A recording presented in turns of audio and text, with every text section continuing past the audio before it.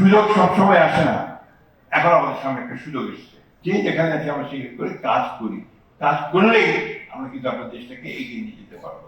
সব দিক চিন্তা করতে হবে, সে চিন্তা করে এগোতে হবে। যখন তোমরা লেখাপড়া শেষ করবে, শেষ করার মধ্যে দিয়ে তোমার দেশকে সামনের দিকে এগিয়ে নিয়ে যাবে। আমি বক্তব্য বারবার অনেক কথা হয়েছে, শুধু এইটুকু বলতে চাই, সুযোগ সবসময় আসে না, এখন আমাদের সামনে একটা সুযোগ এসছে।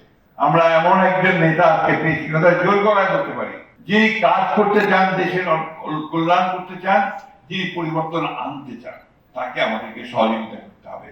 আমাদের কাজের মধ্য দিয়ে, আমাদের কর্মতে আমরা যে যেখানে আছি, ছাত্ররা পড়াশোনা করবে, শিক্ষক সাহেব তারা পড়াবেন, গবেষকরা গবেষণা করবে, এবং যে যেখানে আছে আমরা সেই করে কাজ করি, কাজ করলেই আমরা কিন্তু আপনার দেশটাকে এগিয়ে নিয়ে যেতে পারবো।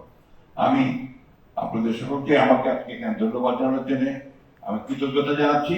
সেই সঙ্গে একটা জিনিস অনুরোধ করবো, রাজনীতি আমরা সবসময় করি, থাকে রাজনীতি না থাকলে দেশ চলবে না। এই জন্য লড়াই করেছি গণতন্ত্রের জন্য দীর্ঘ বছর, নেগেটিভ না, পজিটিভ অলওয়েজ, যে দেশের কল্যাণের জন্য, মানুষের কল্যাণের জন্য, রাষ্ট্রের কল্যাণের জন্য।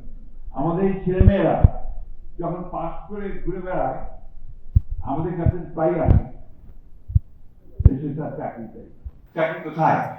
চাকরি তো নাই। তো ওই চাকরি তৈরি করতে হবে নিজেদের। আমরা কেন এখন চিন্তা করি না যে আমি নিজে একটা এমপ্লয়মেন্ট করবো, আমি একটা ইন্ডাস্ট্রি করবো, অ্যাগ্রোবেস ইন্ডাস্ট্রি করবো, আমি একটা ফার্ম করবো, একটা পোল্ট্রি করবো, তাহলে কিন্তু অনেকটা সেই অবস্থা কেটে যাবে। আমি তাই অনুরোধ করবো, সব দিক চিন্তা করতে হবে, সে চিন্তা করে এগোতে হবে।